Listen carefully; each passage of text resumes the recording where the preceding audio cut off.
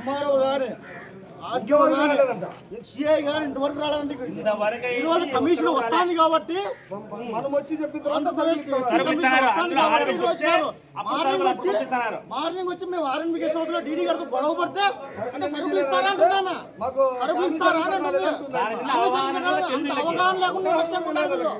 బాధికలు కానీ దళితులు ఎవరైనా చనిపోయినా కూడా చాలా నిర్లక్ష్యం అయిపోతున్నారు.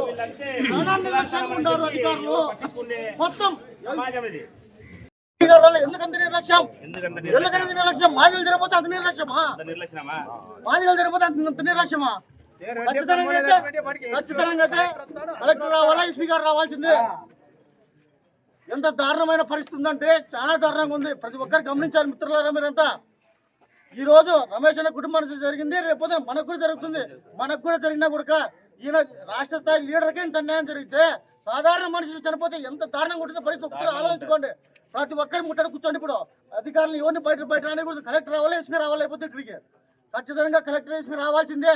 ఈ హత్యలో పోలీసుల పాత్ర కూడా చాలా కీలకంగా ఉందని చెప్పి అక్కడ పత్తికొండలు అడితే పత్తికొండలు చెప్తున్నారు, ఇక్కడ కూడా స్థానికులు అంటున్నారు. ఖచ్చితంగా రమేష్ హత్య కుట్రలో భాగంగా డిఎస్పీ గారి పాత్ర ఖచ్చితంగా ఉంది.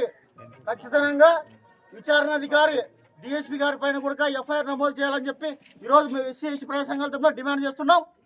అదేవిధంగా ఎస్పీ గారు, కలెక్టర్ గారు కూడా వచ్చి పరామర్శించి వారికి ప్రభుత్వం తరఫున ₹1,00,00,000 ఎక్స్గ్రేషియా, 10 ఎకరాల భూమి, వారి కుటుంబ సభ్యుల్లో ఒకరికి ప్రభుత్వ ఉద్యోగం, పర్మనెంట్ ఉద్యోగం ఇవ్వాలని చెప్పి మేము ఈరోజు డిమాండ్ చేస్తూ, అదేవిధంగా ఇప్పుడు వచ్చిన లోపలికి మేము ప్రశ్నిస్తా అంటే మమ్మల్ని బయట పంపిస్తున్నారు. మేము ప్రశ్నిస్తా అంటే బయట పంపిస్తున్నారు. అంటే మేము ప్రశ్నించకూడదా? ఎవరు ప్రజా సంఘాల వాళ్ళు? మేము ప్రశ్నిస్తేనే, మేము ప్రశ్నిస్తా అంటే వాళ్ళు బయట నొక్కుతున్నారు. వాళ్ళు రాలేదని చెప్తున్నా కూడా డిఎస్పీ గారు కవర్ చేస్తున్నారు.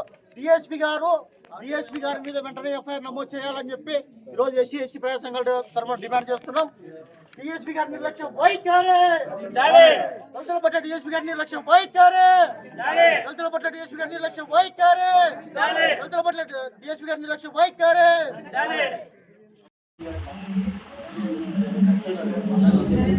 వాళ్ళ పాత్ర కూడా ఉంది, డిఎస్పీ సార్ పాత్ర కూడా ఉంది.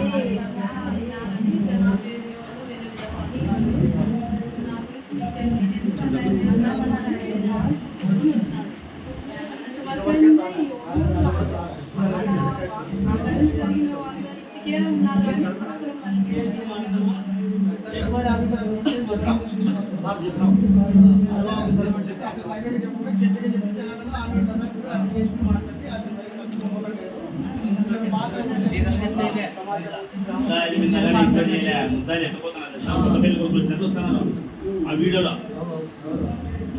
హత్య చేసిన వ్యక్తుల్ని కౌన్సిలింగ్ అంటే కౌన్సిలింగ్ ఏమి లే, కొత్త పెళ్లి